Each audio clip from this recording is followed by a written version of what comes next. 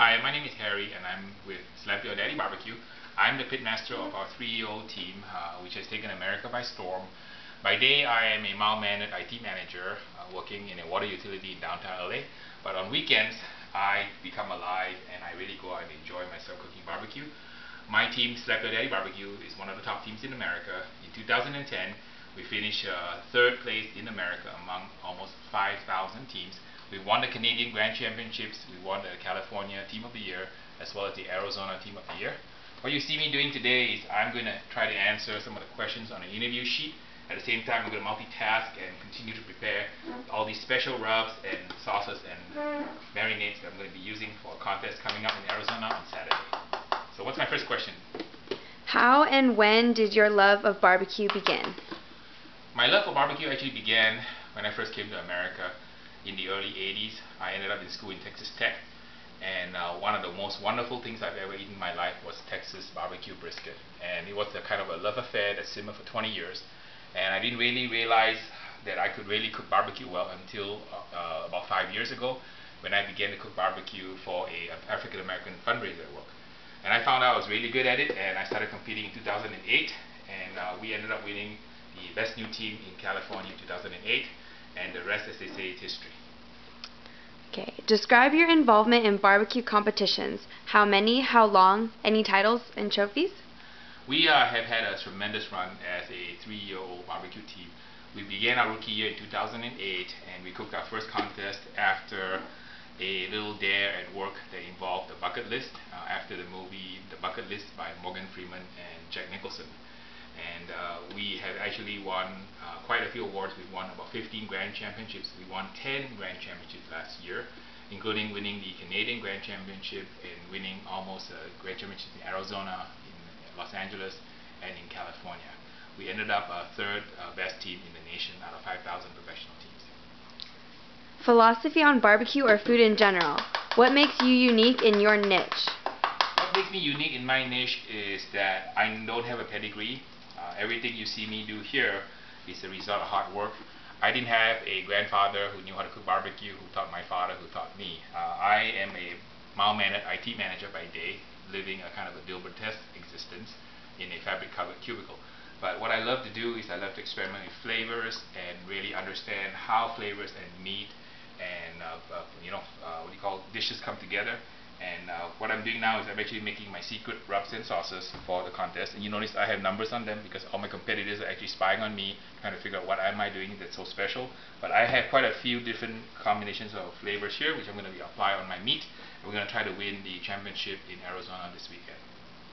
Tell us something we wouldn't expect about you, a quirk, a hidden talent, etc. One thing you would not notice about me is that I used to be an airline pilot. I used to fly 747s. I was the second officer for an airline in Asia until I was laid off. That was the primary reason why I left my home in Asia to come to America to go to school. Describe any culinary background, and if so, please briefly discuss any schooling and/or restaurants and positions you've held. You know what is so unique about me is I am a total quack. I have no credentials and I've never attended culinary school. I did serve a temporary stint as a dishwasher when I first came to America, and the transition was really very, very drastic. I went from being an airline pilot basically to a person who was washing trash cans, and I got promoted to washing pots, washing dishes, and I eventually became a supervisor of a cafeteria in my alma mater, Texas Tech. So I have really almost no formal training experience, but I'm primarily self-taught. And we have been really, really successful, and I've accomplished a lot way beyond my wildest imagination.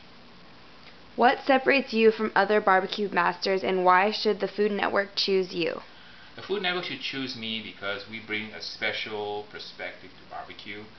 You know, I cook barbecue from my heart because I'm up against all these professional teams with $20,000 or $30,000 worth of equipment. I use a simple $200 Weber grill, which I bought off Amazon.com with free shipping.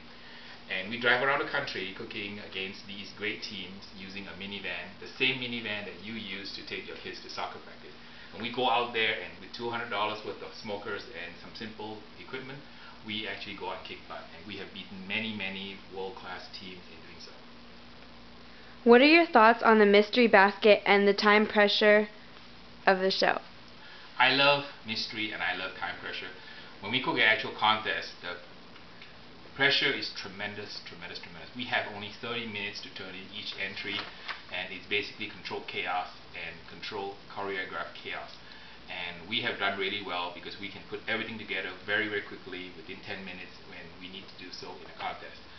The format of the mystery bucket really appeals to me because one of my really great hobbies is cooking mystery dishes. On the Friday night during a contest is where teams get together for a potluck, and I love to experiment with various ingredients and try new things and put a new twist to anything that I can barbecue on the grill.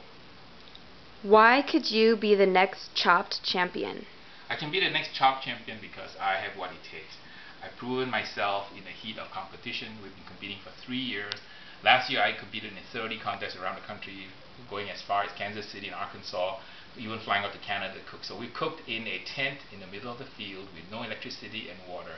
And we cooked also in beautiful kitchens. And we've proven that we can cook in any situation and produce great results. What will you do with the $10,000?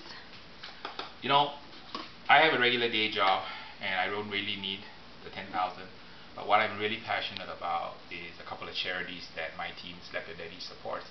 We're really supportive of Save the Children because, unknown to most people, 25,000 children die each day because of malnutrition and disease. And the Save the Children is a great charity that helps children of the world.